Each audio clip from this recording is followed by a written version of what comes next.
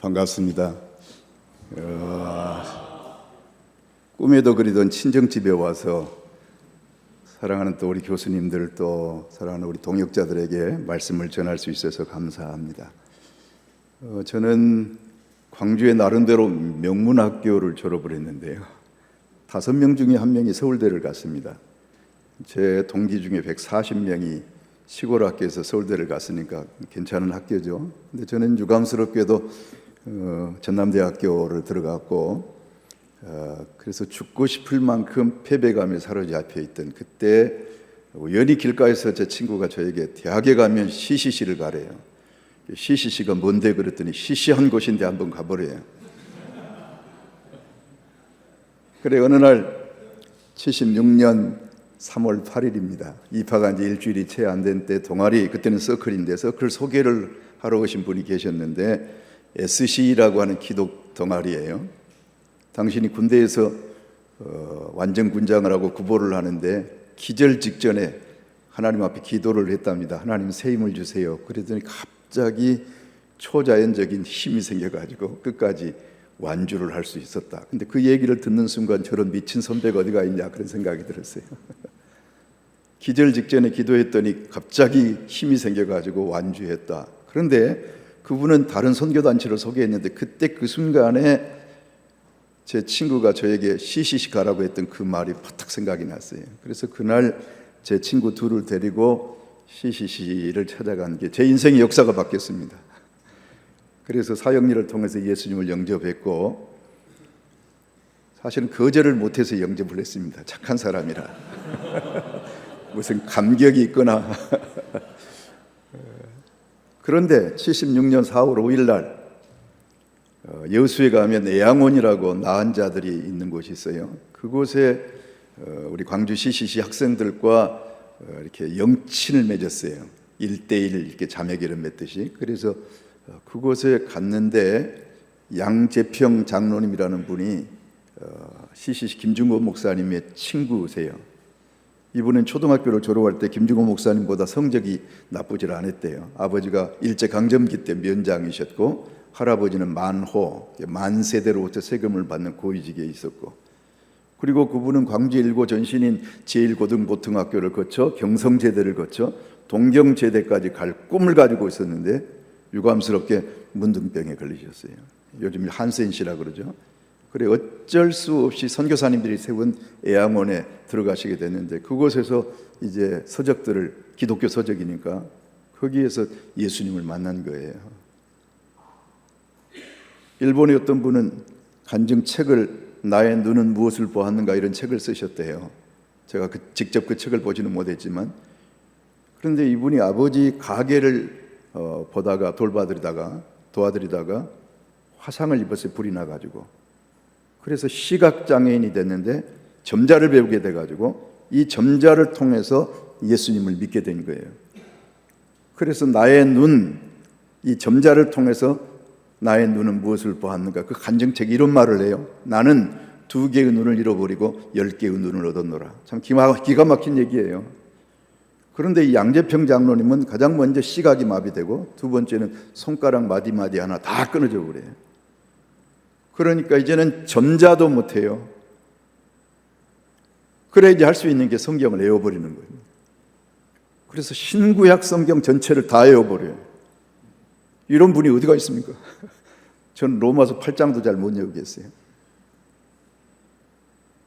그런데 그분이 이런 얘기를 해요. 자기는 하나님 앞에 따지려면 따질 수 있는 사람이래요. 왜냐, 하나님은 공평하시고 사랑이신 하나님이 어떻게 초등학교 동기 동창을 데려다 놓고 한 사람은 세계적인 영적인 지도자로 만들어 놓고 자기는 인생의 가장 처참한 쓰레기통에 자기를 몰아넣을 수가 있느냐. 그런데 자기는 거짓말하지 않고 진심으로 얘기하건대 나는 김중호 목사님이 대학생 사역을 하면서 날마다 소명의식 속에 감격하며 산다고 하면 나는 거기에 못지않는 순간순간 환희와 감격 속에 살아간다.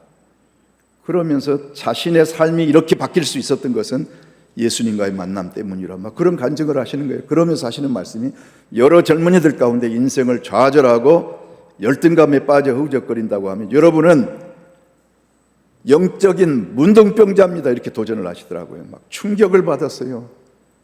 그래도 전라도에서 가장 좋은 대학입니다. 전남대학.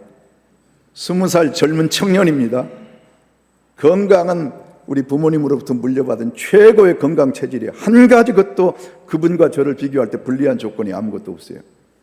그런데 저는 하루하루 죽음의 시간, 열등감과 패배감에 사로잡혀서 허우적거리고 있는데 한 가지 것도 좋은 조건이 없는 그분은 날마다 환희와 감격 속에 살아간대요.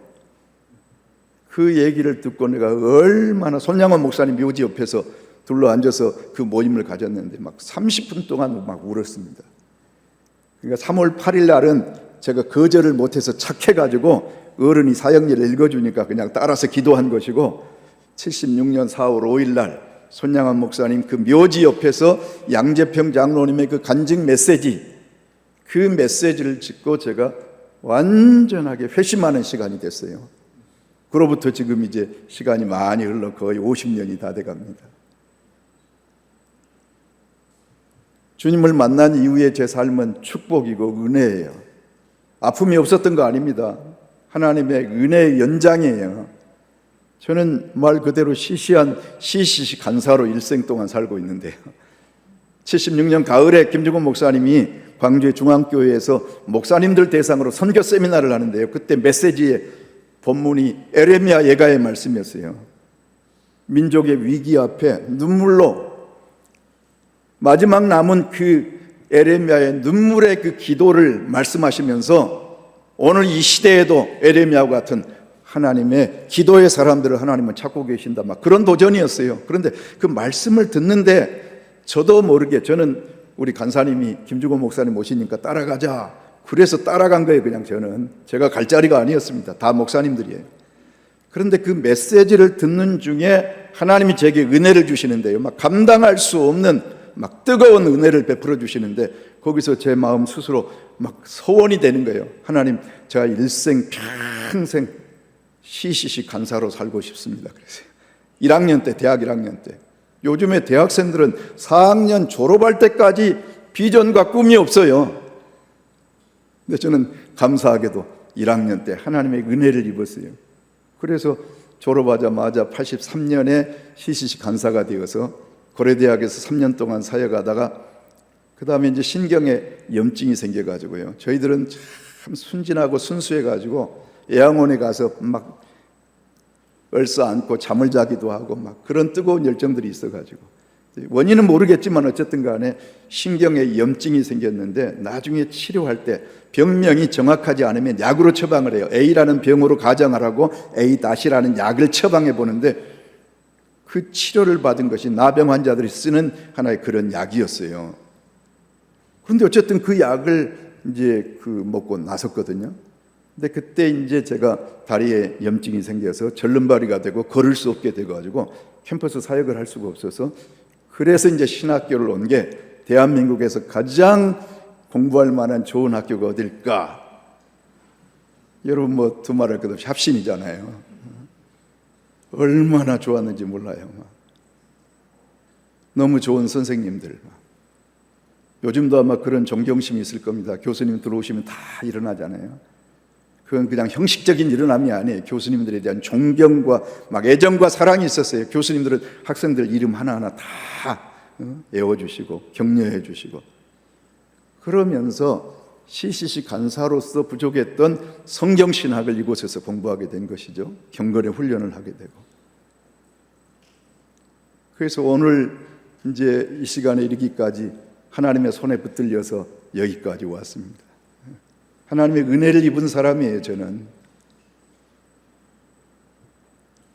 조금 전에 목사님 봉독해 주신 느헤미야, 여러분 느헤미야는요 이미 포로로 잡혀가서 그곳에서 왕의 수산궁에서 술을 맡은 관원입니다. 왕의 최측근이에요. 고위직에 올라간 것이죠. 안락한 삶이 보장돼 있어요. 그런데 형제 하나님으로부터 들리는 얘기가 예루살렘 성은 완전히 무너져 버리고 성문은 다 불타버리고 하나님의 영광이 땅에 떨어져 이방인들로부터 조롱을 받는 이런 시대를 지금 얘기를 듣는 순간 그는 누구 탓하지 않아요. 요즘에 자꾸 누구 탓을 합니다. 그런데 눈물로 수일 동안 금식하면서 하는 그 기도의 제목을 보면요, 나와 내 열조가 아비집이 범죄했다 그래요. 자기 자신이 하나님 앞에 대신해서 지금 회개의 기도를 합니다. 하나님의 사람들은 언제나 내 책임이라고 생각해야 되지 않겠습니까? 그리고 하나님의 약속을 붙듭니다.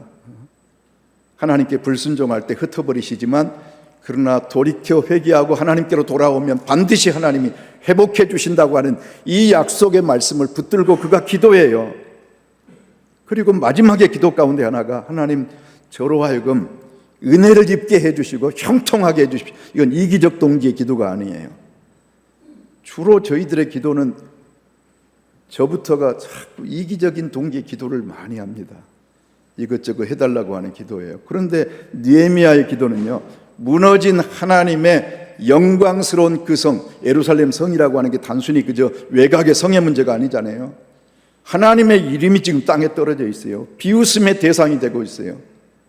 그것에 대해서 그는 공동체 의식을 가지고 하나님 이 왕 앞에서 내가 은혜를 입게 해주시고 나를 지금 보내달라고 하는 그 마음을 지금 이미 가지고 있는 겁니다. 요즘에 제가 종교 여론조사 신입생들 대상으로 하면요, 옛날에는 저희들 대학생 시절에 복음화율이 30%였어요. 20%에서 30%. 세 사람 중에 한 사람 예수님을 믿습니다. 그리고 만약에 종교가 없는 사람들에게 만약에 당신이 언젠가 종교를 갖게 된다면 어떤 종교를 선택하겠습니까? 그러면 70%는 다 기독교였어요. 그런데 요즘에 복음화율이 3%밖에 안 돼요. 저는 광주에 이제 대형 교회들 헌신 예배 인도를 많이 하는데요. 제가 노인복지관 관장을 25년 동안 했거든요. 내가 마치 노인복지관에 가서 설교하고 있는 것 같아요. 초고령화를 맡고 있습니다. 우리 한국 교회가. 청년들이 교회를 떠나기 시작하고 젊은이들이 주일학교가 사라지기 시작하고 이런 위기의 상황에 저는 이곳에 계신 우리 사랑하는 우리 동문들이 주님 앞에서 느헤미야의 기도가 필요한 시기가 아닌가 그런 생각이 돼요. 하나님 저를 좀 은혜를 입게 해주십시오. 저를 좀 형통하게 해주십시오. 제가 가는 곳마다 하나님의 도구가 되어 불씨가 되어 부흥을 일으키는 그런 하나님의 사람으로 쓰임받게 해주십시오. 교회가 본질적으로 존재하는 것만으로도 영향력을 가지고 있어야 됩니다. 존재론적 사명이라 그래요. 근데 요즘은 우리 동네에서 교회가 좀 떠나줬으면 좋겠다. 동네 사람들이 데모를 합니다. 우리 광주에 모 교회가 건축을 하는데요, 골목 그냥 벽마다 프랜카드를 달아놓고 교회를 몰아내려고 막 그래요. 아주 대형 교회예요. 이게 오늘의 현실입니다. 사람들이 하나님의 이름을 망령되게 하고 하나님의 영광을 짓밟는 것을 전혀 두려워하지 않습니다.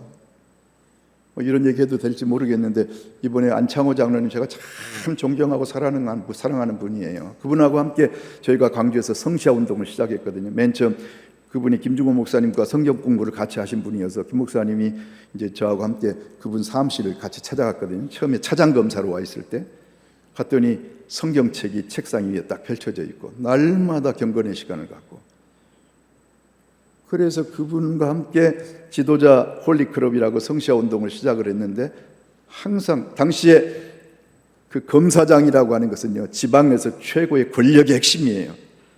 그러니까 단체장들이 너도 나도 다 그분과 교제를 갖기를 원해서 사람들이 몰려옵니다. 그러면 그쯤 되면 좀 앞자리에 가만히 앉아서 좀 폼 잡고 있어도 될 위치거든요. 그런데도 불구하고 명찰 다 나눠주고 순서지 나눠주고 이렇게 섬김의 본을 보이는 그런 귀한 일꾼이에요. 그래 하나님이 나중에 헌법재판관까지 되게 하시더라고요.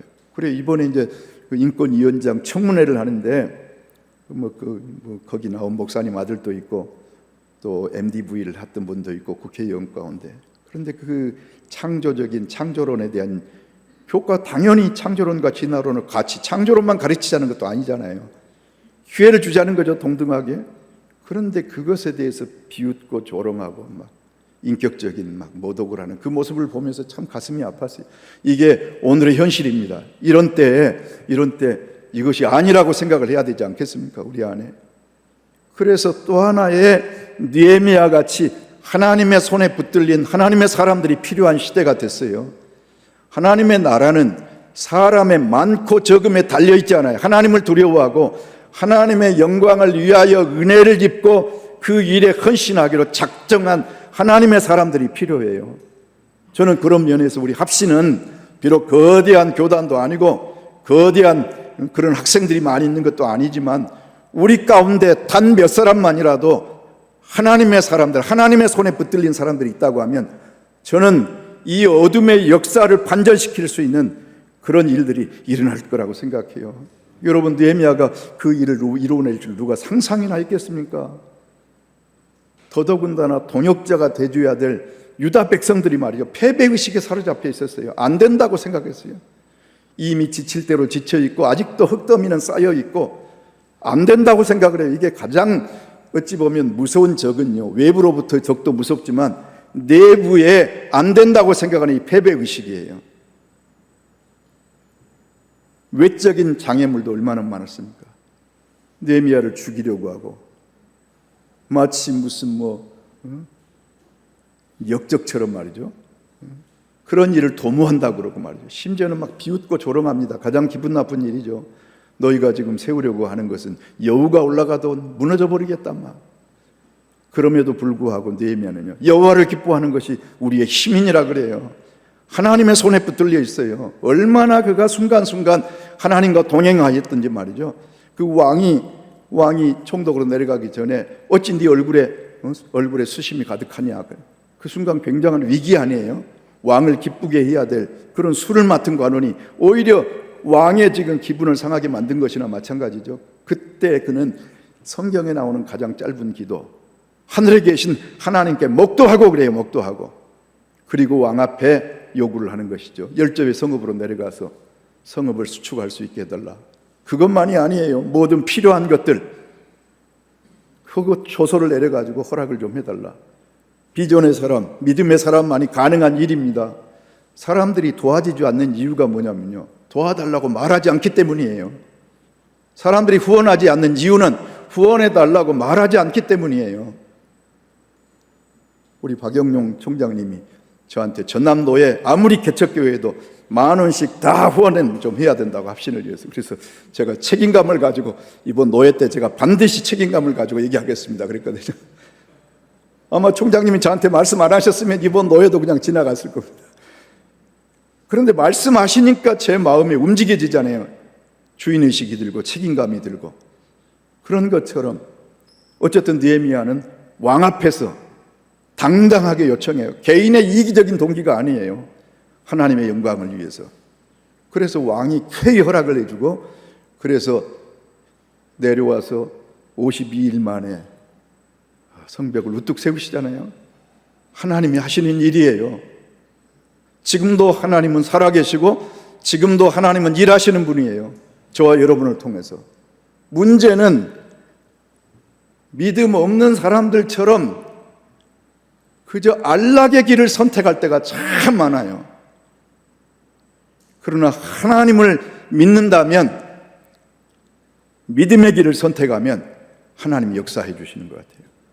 저는 우리 평생 광주 CCC에서 34년 동안 지금 간사로 일을 하고 있는데요, 우리 학생들에게 늘 강조하는 것 중에 하나가 하나님과 동행하는 영향력 있는 제자가 되라. 하동영제예요. 하나님과 동행하는 영향력 있는 제자가 되라. 저는 이곳에 계신 사랑하는 우리 후배들이 하나님과 동행하는 영향력 있는 제자들이 다 되셨으면 좋겠어요. 존재 자체가 큰 설득력과 영향력을 가지셨으면 좋겠어요. 옛날에 전도하면요, 너무 기독교인들은 착하고 성실하고 나하고는 그냥 품종이 다른 사람들이어서 내가 지금은 갈 수가 없어서 언젠가 때가 되면 좀 죄도 좀 씻고 그때는 내가 교회 가겠는데 지금은 갈 수가 없어서 미안합니다 그랬어요. 요즘은 전도하면 사람들이 뭐라 그래요? 제발 너희들이나 좀 제대로 잘 믿어라 그래요.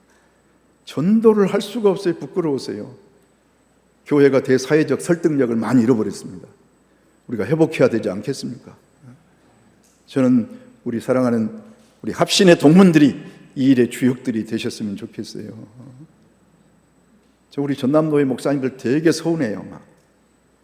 저 혼자 단신으로 밑바닥에서부터 섬기면서요, 이제는 광주에 1760교회가 연합되어 있는 광주 기독교 교단 협의회 대표회장이 됐는데, 그렇게 설득을 해도요, 매일 모이면 성경 공부나 하고 뭐나 가고 막 그렇게 영향력 있는 것도 아닌 것 같아요. 동료 목사님들 괜히 깎아내린 것 같아 죄송한데, 예수님 만약에 사람의 모양을 입고 이 땅에 오시지 않았으면 우리가 구원을 받았을 수가 있겠습니까? 우리도 그렇게 세속의 한복판으로 좀 내려가야 되지 않겠습니까? 신학이 엉터리인 사람들은요, 오히려 컨텍스트에 대한 관심이 많아요.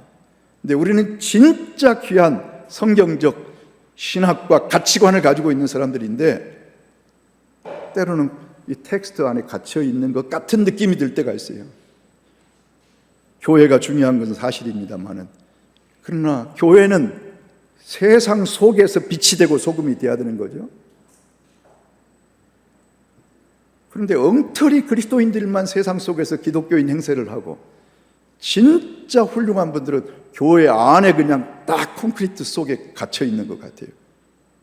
그러니 사회가 생각할 때 기독교인들을 제대로 판단할 수가 없는 거예요. 다 교회 안에 숨어 있으니까. 우리 교단의 출신 목사님들이 너무너무 좋은 분들이에요. 이렇게 착하고 이렇게 좋고 이렇게 말씀에 붙들려 있고 신실한 분들인데, 당신들의 둥지 속에 그냥 그 속에 있으니까 사람들이 잘 몰라요. 합신이 좋은지를 잘 몰라요. 그냥. 그래, 이제는 좀 우리가 나가야 되지 않겠는가. 아까 우리 그 광고도 하셨는데 좀 우리가 드러내고 자랑하고. 그래서 어쩌다 보니까 제가 광주의 교계 전체를 섬기는 또 이제 위치에 왔는데요, 하나님의 은혜라고 생각을 해요. 저는 이제 선교단체에서 간사를 하기 때문에 교회를 개척할 기회가 많았어요. 교회가 힘들고 어려우면 저한테 와서 교회 좀 맡아서 좀 사역해 주면 좋겠다, 교회를 좀 개척했으면 좋겠다. 그래서 벌써 교회를 4개를 개척했어요. 그런데요, 교회가 조금 성장하잖아요, 목사님들이 욕심을 내요. 진짜 장로님들이, 아이고 목사님 이제 시시시 그만하시고 우리 교회만 좀 섬겨주시면 안 되겠습니까? 그래요. 그냥 그대로 두면 교회도 성장하고 저도 행복하고 그럴 텐데 꼭 그런 도전을 받아요. 그러면 저는 하나님 앞에 제가 젊은이들과 함께 일생을 살기로 소원하고 그 길을 늘 비전으로 삼고 살아오고 있는데, 어쩔 수 없이 아이 장로님 저는 그러면 교회를 그만두겠습니다 하고 제가 사랑하는 또 동역자를 소개해드리고 나오고, 뭐 이렇게 해서 교회를 4개를 개척을 했다니까요. 전남노회에서만 해도 교회 3개를 개척을 해가지고 노회에 이제 가입을 했는데요. 이것도 하나님의 은혜예요. 하나님의 은혜. 제가 하고 있는 일들이 참 많습니다. 설교는 우리 교수님들이 더 잘하시니까 사역 보고 하겠습니다. 광주에 기독단체가 한 80개 정도 돼요. 이걸 엮었어요. 흩어지면요 힘을 발휘를 못해요. 그래 엮어가지고 광주 기독단체 연합회라고 제가 초대 회장을 했습니다. 그래 마음을 모으니까 그 기도하는 중에 원주에서 블레싱 원주를 하더라고요. 그래 그걸 벤치마킹 해가지고 광주도 1년에 한 번 우리가 블레싱 광주를 하자. 그리고 한 달에 한 번씩 선교단체 대표들이 모여서 같이 기도하고 사역을 나누고 그렇게 하자. 그래서 광주의 기독단체 연합회를 만들고 블레싱 광주를 지금까지도 계속해서 하고 있습니다. 이것도 하나님의 은혜예요. 제 아들이 하나 있었는데 우리 합신 공부할 때 심장이 아이가 안 좋아가지고요 많이 어려웠는데, 어느 날 김중구 목사님이 광주로 내려가래요 저를. 근데 가장 큰 걸림은 이 아들이었어요. 심장의 문제. 그때는 심장 이식이 어려울 때입니다, 우리나라가. 그런데 어느 날 경건의 시간에 말씀을 보는 중에 야곱이 이런 고백을 하는 순간이 와요. 자식을 잃으면 잃으리다 하고 베냐민을 결국은 애굽으로 보내잖아요. 요셉을 잃어버린, 이미 요셉이 죽은 줄 알았던 이 야곱의 입장에서는 절대로 베냐민만큼 보낼 수가 없음에도 불구하고 그 상황이 어쩔 수 없이 결국은 이제 베냐민을 보내면서 내가 자식을 잃으면 잃으리다 그래요. 그 말씀이 제게 충동을 하시는데요. 그래서 저도 똑같은 고백을 했어요.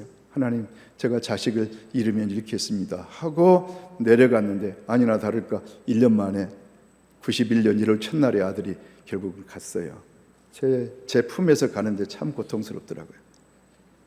그래서 침상에서 어느 날 같이 기도하면서 제가 아이가 아프고 복수가 차고 누울 수도 없고 앉을 수도 없고, 그래서 저하고 제 아내하고 교대로 아이를 돌보는데 어느 날 이 아이가 너무 보채니까 제가 아이를 내동댕이를 치면서 차마 입 밖에 내서는 안 되는 얘기를 했는데, 그때 누군가 우리 아이 곁에서 2시간만 좀 놀아주고 내가 2시간만 잠을 편히 잤더라면 아이에게 그런 실수 안 했을 텐데, 두고두고 가슴에 그게 맺히더라고요.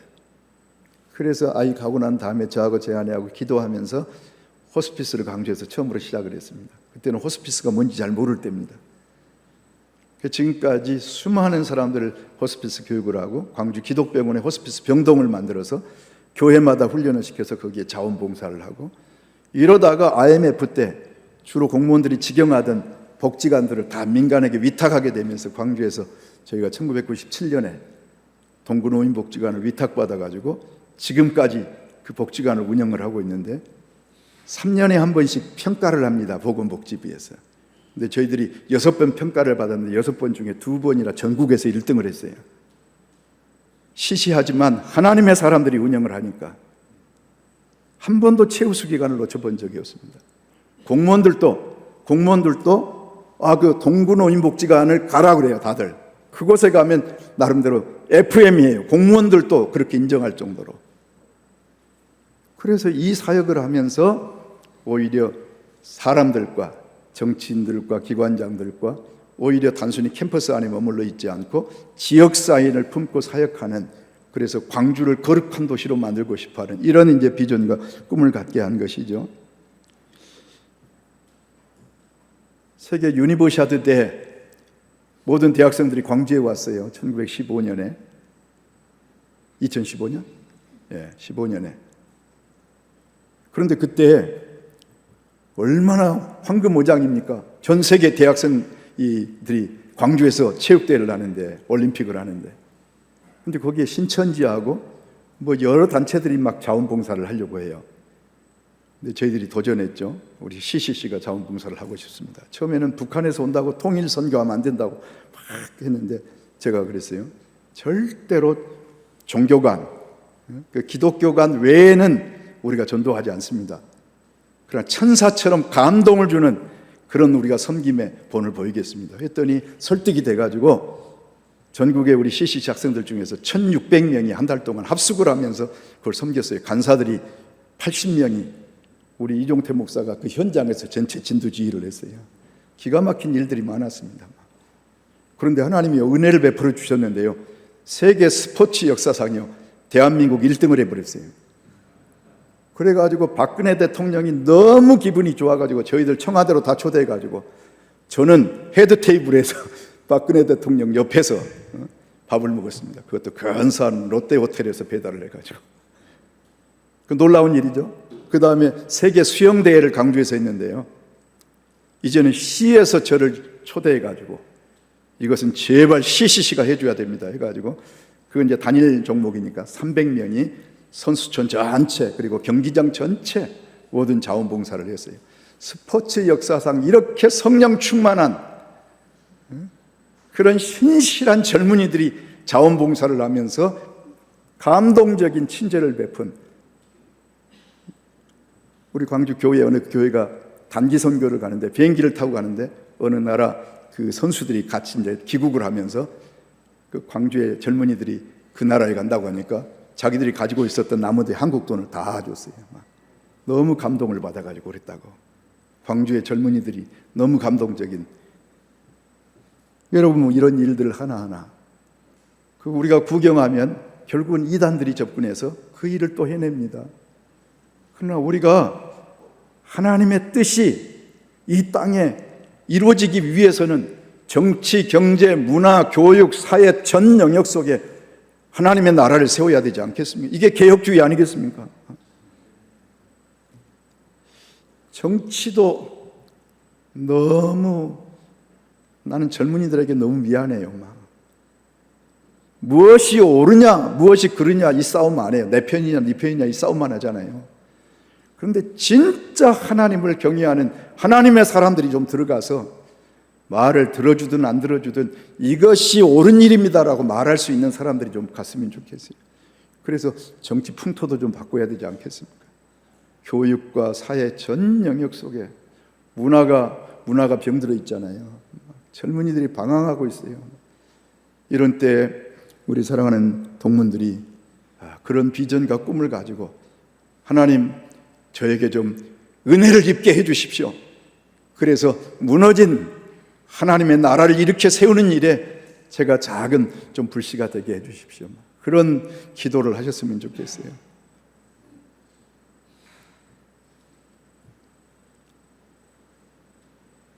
저기 이제 외동딸 하나 있는데요. 저희 집안에 제가 첫 열매여서 기도하기를 하나님 저로부터 시작되는 우리의 가정은 신앙의 명문 가문이 되게 해 주십시오. 이런 막 기도를 하거든요.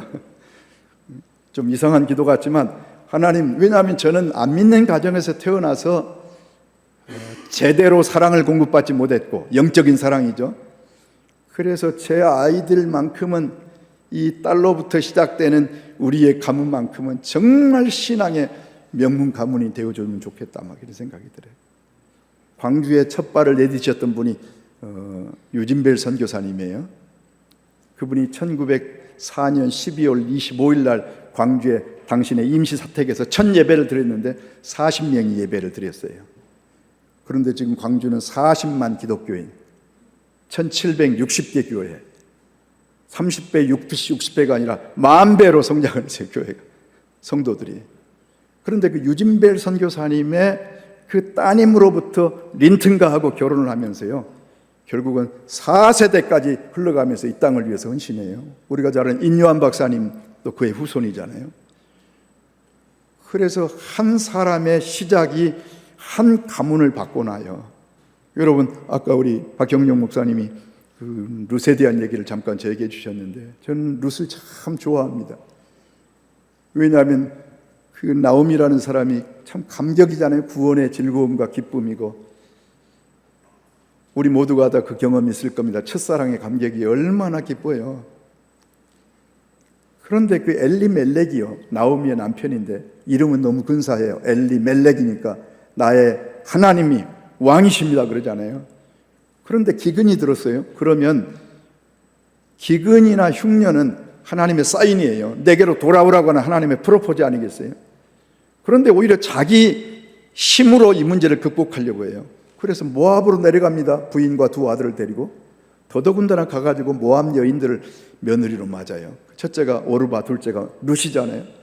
그런데 채 몇 년 가지 않아 남편 엘리멜렉 죽고 두 아들마저 다 죽어버리고, 그래서 새 가부 얘기가 룻기입니다. 영적인 암흑시대, 그 사사시대, 이스라엘 역사 속에 칠흑 같은 영적인 암흑시대 한 가정의 얘기를 통해서요, 우리에게 희망을 보여줘요.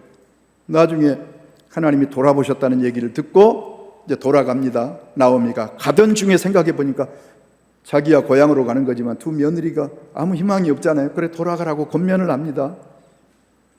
하도 권면을 하니까 오르바는 결국 가버리고 말아요.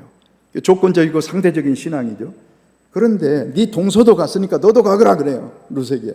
그때 룻이 했던 고백입니다. 어머니 나로 가라 하지 마소서. 어머니가 가시는 곳은 나도 가고 어머니가 머무시는 곳에 머물고 어머니의 백성이 나의 백성이고 나 죽는 일 외에는 어머니를 떠날 수가 없사오니 나로 하여금 떠나라 하지 마소서.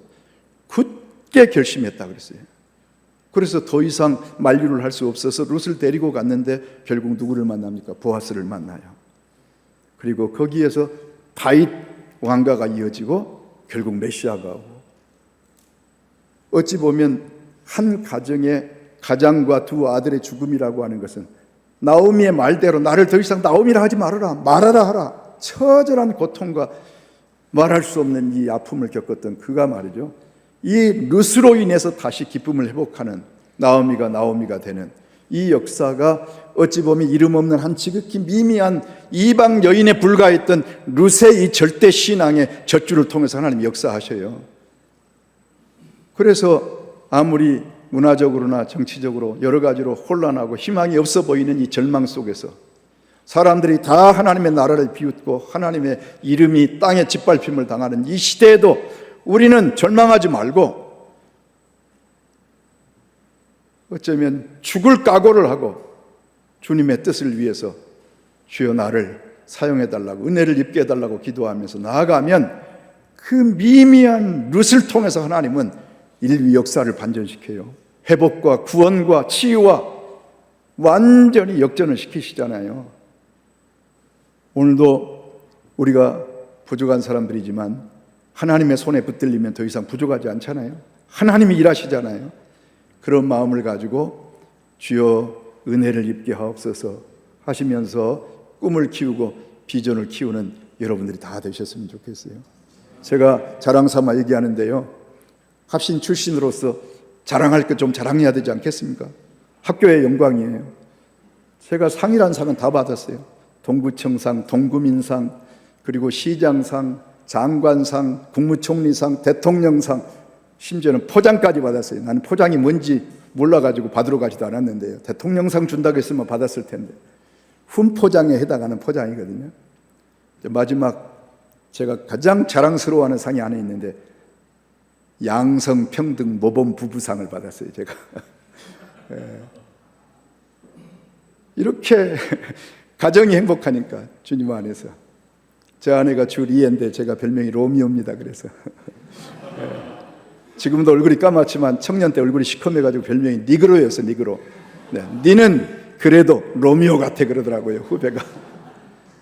그래서 양성평등 모범 부부상까지 받아서 마지막 이제 생명의 면류관인 하나님 앞에서만 이제 상을 받으면 저는 그냥 완전히 사이클링 상을 다 받는 것 같아요. 저는 저보다도 우리 사랑하는 후배 전도사님들이 더 하나님 앞에 귀하게 쓰임을 받고 역사의 주역이 되어서 무너진 교회들을 살려내는 귀한 종들이 되셨으면 좋겠습니다. 주님의 이름으로 사랑합니다.